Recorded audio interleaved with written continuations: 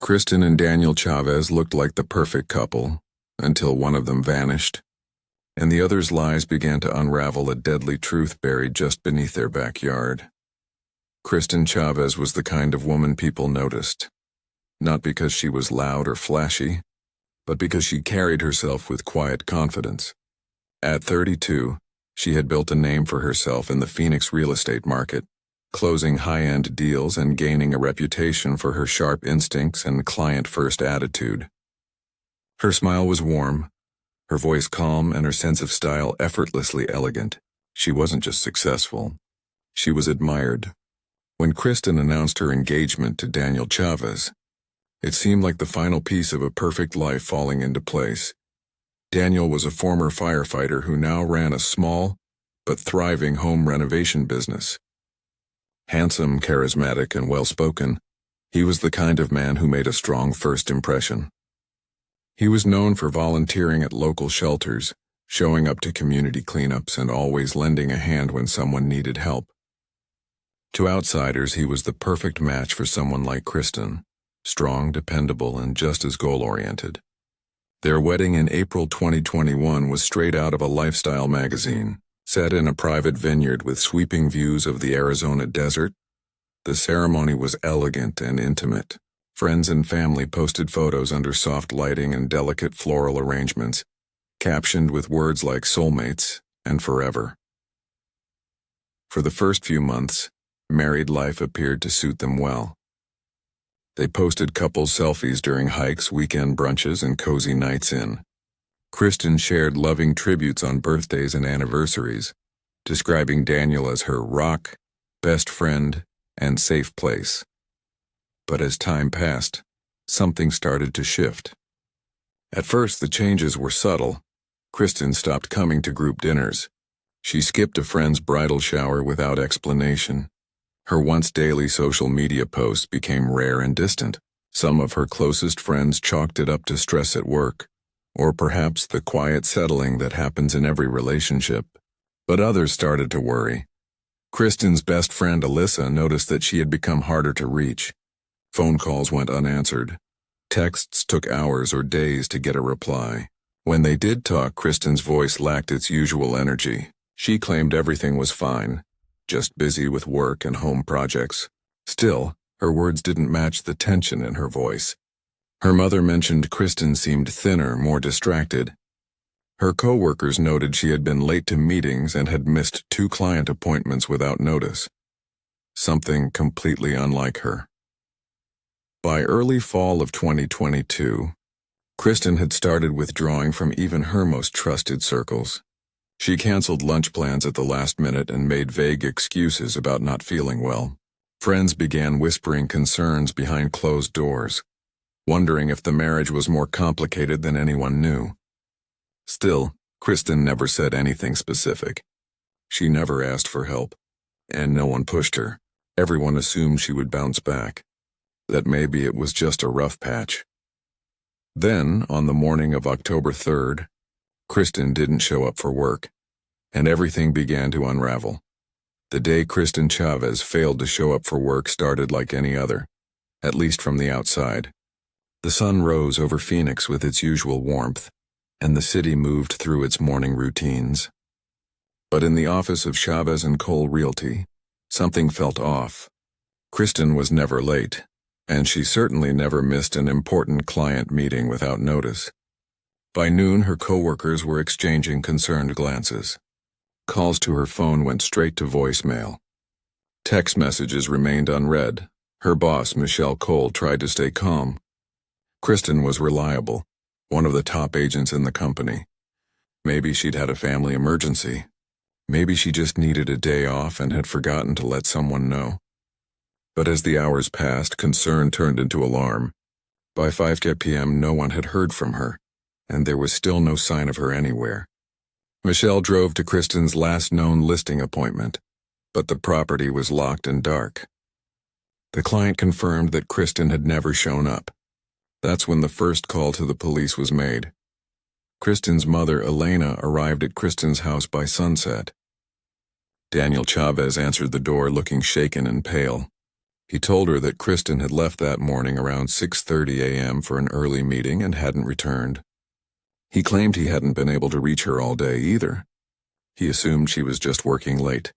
His explanation seemed calm, perhaps too calm, but no one wanted to jump to conclusions. Not yet.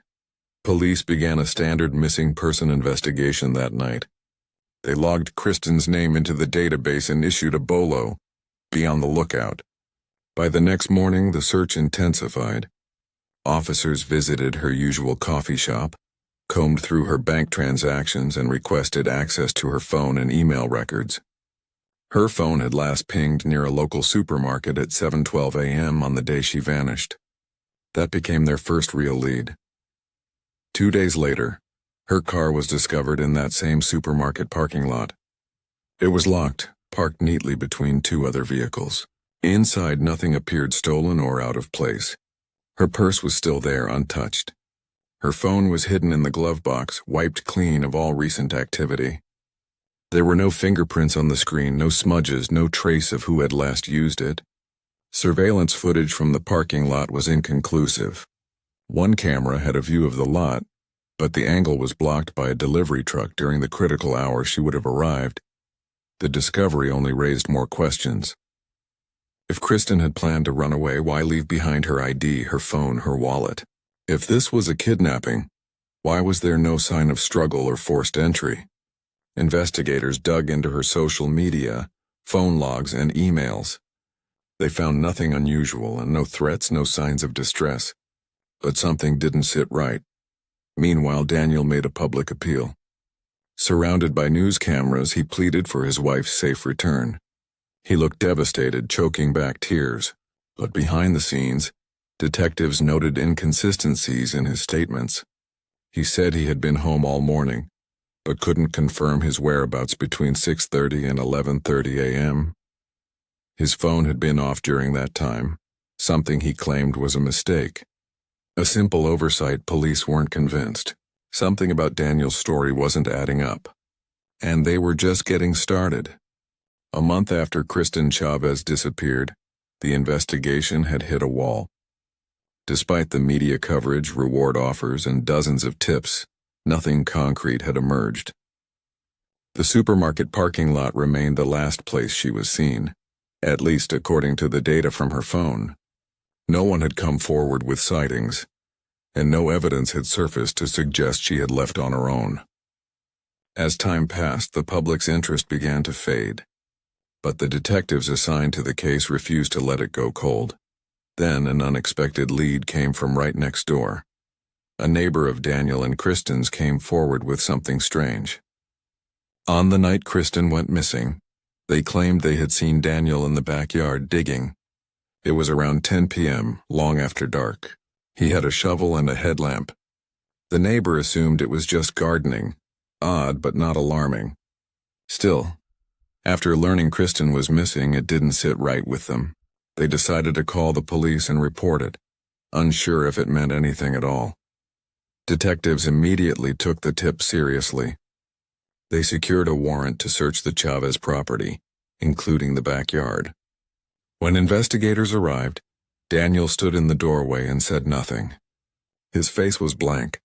Officers moved quickly, roping off the area and bringing in ground-penetrating radar. It didn't take long for the equipment to detect soil disturbances beneath the surface, exactly where the neighbor had pointed out. They began digging, just 2 feet below the surface. Officers unearthed a large, tightly sealed suitcase. The smell hit them before they even opened it. Inside, wrapped in layers of plastic and a blanket from the Chavez home, were the remains of Kristen Chavez. Her body was badly decomposed, but still intact enough for identification. Dental records confirmed what everyone feared. The medical examiner later determined Kristen had died from manual strangulation. There were bruises on her arms consistent with a struggle. She had likely died early on the morning she vanished, precisely the window of time Daniel could not account for. The killer had taken steps to hide the body quickly, suggesting panic, not premeditation. News of the discovery sent shockwaves through Phoenix. The case that had begun as a missing person story was now a full homicide investigation. Daniel was immediately arrested and charged with murder. His mugshot spread across headlines, and the public turned sharply against him. The same man who once tearfully begged for help finding his wife was now being called a monster. Detectives began retracing every step of the days leading up to Kristen's death. They searched the home again, this time with more focus.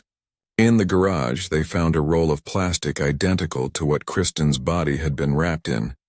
In the laundry room, a pair of Daniel's jeans, freshly washed, tested positive for Kristen's blood, revealed only through luminol.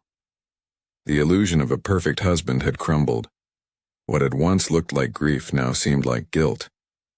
What had been called love now looked like control.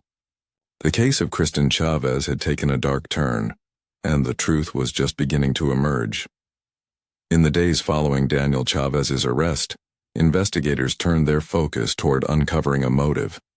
Why would a man with no criminal history, a beloved member of the community, suddenly kill his wife and bury her in their backyard? The answer would soon emerge from a source no one had expected: his phone. Forensic experts retrieved months of deleted texts and call logs from Daniel's device. Among them were hundreds of messages exchanged with a woman named Mia Wallace. She was a 28-year-old bartender who worked at a downtown Phoenix lounge. At first, the messages seemed harmless, casual, and flirtatious. But as the text continued, the tone shifted. It was clear that Daniel and Mia weren't just friends. They were having a full-blown affair, one that had begun nearly 6 months before Kristen's disappearance. The more investigators read, the more disturbing the conversation became. Daniel frequently referred to his marriage as a burden. He told Mia that Kristen was holding him back, that she controlled everything, and that he felt trapped. Mia, in turn, encouraged him to leave Kristen. In one message, she wrote, "You'll never be free until she's out of the picture." But the most chilling messages came in the weeks leading up to the murder. Daniel began making vague statements about getting out soon and fixing everything. Just 3 days before Kristen went missing, he texted Mia, "It's almost over. She'll be gone before the month is out." Mia replied with a heart emoji. The messages painted a damning picture, not just of infidelity but of motive and possible premeditation. Police brought Mia in for questioning. At first, she denied knowing anything about Kristen's death. She claimed Daniel told her he was separated and living alone. But when confronted with the messages, her story changed. She admitted to knowing Daniel was still married, but insisted she had no idea he was capable of murder. Prosecutors weren't convinced. Further, investigation revealed that Mia and Daniel had taken a short trip together just 1 week after Kristen's body was buried. They had used cash for the hotel, but surveillance footage confirmed their identities. While Daniel was on television pretending to be a grieving husband, he was also on vacation with the woman he'd been cheating with. Even more damning, a search of Mia's apartment turned up a notebook containing handwritten letters from Daniel. In them, he wrote about his new life and how the past would be behind them soon. He described Kristen as the only thing standing in our way. The evidence was mounting fast. Prosecutors amended the charges to include conspiracy to commit murder, with Mia Wallace named as a co-conspirator. Though she hadn't been at the scene of the crime, her encouragement, knowledge, and continued relationship with Daniel after the murder were enough to implicate her. Daniel's trial began 8 months later. His defense claimed that Kristen's death was an accident during a heated argument. But the jury didn't buy it. With the texts, the affair, and the burial in the backyard, the verdict came swiftly: guilty of first-degree murder. The courtroom was silent as the judge sentenced him to life in prison without the possibility of parole. But for Kristen's family, one question remained. Had Daniel acted alone? The answer would come soon, and it would shock everyone. Nearly a year after Daniel Chavez was sentenced to life in prison, the case of Kristen Chavez seemed to be closed. Her killer was behind bars and the public had moved on. But for the detectives who had spent months unraveling the truth, something still didn't sit right.